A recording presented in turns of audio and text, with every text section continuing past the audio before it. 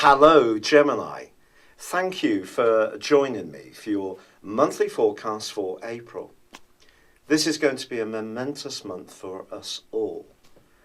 There has been a very large collection of energy in the sign of Aries so far this year. And for you, this has been fabulous in terms of building your contacts, your links with others, forging out into the wider world in a friendly and upbeat way. But there has more recently seen a transition where Mars and also your ruler Mercury have relocated in a trickier, more psychological part of your situation. And that's where the story of this month begins. Because although the Sun does start April in the friendly, upbeat and vibrant sign of Aries, you do have your ruler in this muted psychological location along with Mars. And this can stir up some debris, especially in terms of fears or past issues that perhaps have lain dormant deep within you and have yet to be fully cleared. Now, the 21st of this month is going to be a particularly key date. And this is because it is the day that Mercury is going to rewind back into the sign of Aries, but also Mars is going to move into your zodiac. Is a really exciting moment for you. Because Mars is the planet of drive, but it's also the planet of our ego actuality. But I do feel there's going to be a degree of preparation that's going on at the start of this month, and there are some mighty retrogrades unfolding too.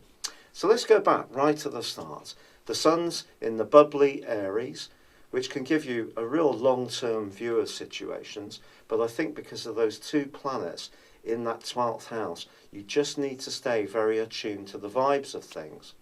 Also Venus, which had been in the sign of Aries and starts the month just marginally in the sign, is going to be retreating back into the sign of Pisces on the 3rd, it already having started its retrograde along with Jupiter. Now Venus is not just about relationships, it's also about money, and it's going to stay in retrograde to the 15th of the month, but it will emerge later on this month back into the sign of Aries. But before then, it remains in a right angle with Saturn. Now, Saturn's been in your sector of relationships for about 2 1/3 years now, and it's going to leave towards the middle of the end of December 2017, and that's going to be something to really celebrate. But the two are going to be at right angles all this month.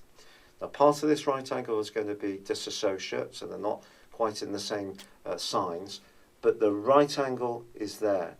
And I have to be honest with you, if there is a relationship which is not working so well, despite all the goodwill that's been generated by these Aries links this month, I do feel that you may have to be realistic about this. Now, this could be a professional alliance as much as a more personal one, but it's about being realistic in your expectations. Now, there is also a quarter moon on the 3rd of this month, which occurs in the sign of Cancer. This for you is very much about your resources, but it's your resources vis-a-vis how they fit together with your expectations, your aspirations, and also perhaps your idealism. And over the following week, there could be a friend who, quite frankly, disappoints you a little bit. So just brace yourself for that. Don't take anyone at face value. It may not be a good idea to let business and pleasure mix. On the 6th, Saturn goes into retrograde. Now, Saturn's retrograde occurs each year for 5.5 months. So this is a normal part of the cycle. But of course, it does continue that right angle with Venus. Saturn's about structure, but it's also potentially about repression. Venus is about attracting things to us. So you can see that there's going to be a more exacting relationship, I feel, between you and the world, because Venus is in a very visible part of your scope. And that can be, as I said, with relationships with bosses, superiors, juniors, or it could be just within the family, or maybe on a one-to-one basis too.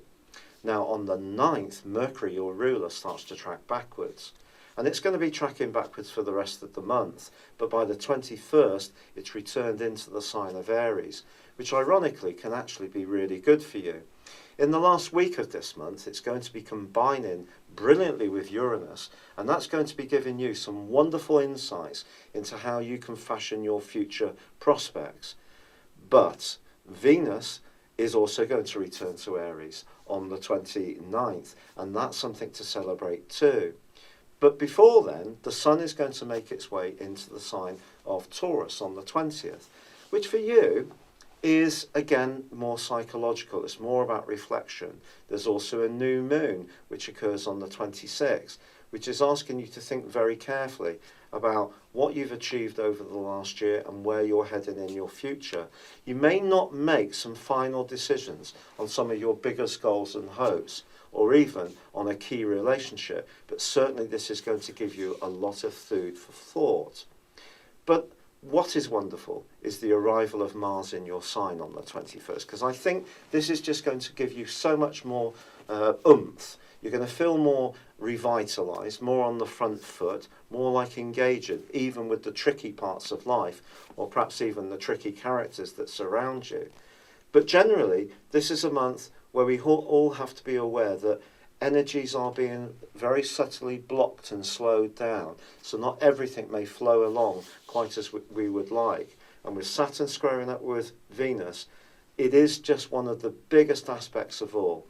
When Saturn squares with the Sun, it's one of the most tricky of aspects, because it's about our life forces being very subtly but powerfully challenged by Saturn. So it's the same here with relationships or our attitudes to finances. So this is something we have to all be mindful of this month, but I think there's so much for you to go for. But it is about continuing to network with the right people, because that's going to be a crucial part of the process for you. And as this month comes to a close, there are going to be people who come through for you, who really please you. And if you do have a little bit of a clear out from some of the people that are no longer meaningful in your existence, then go for it. It's been a real pleasure being with you. Thank you for joining me. Good luck, and goodbye for now.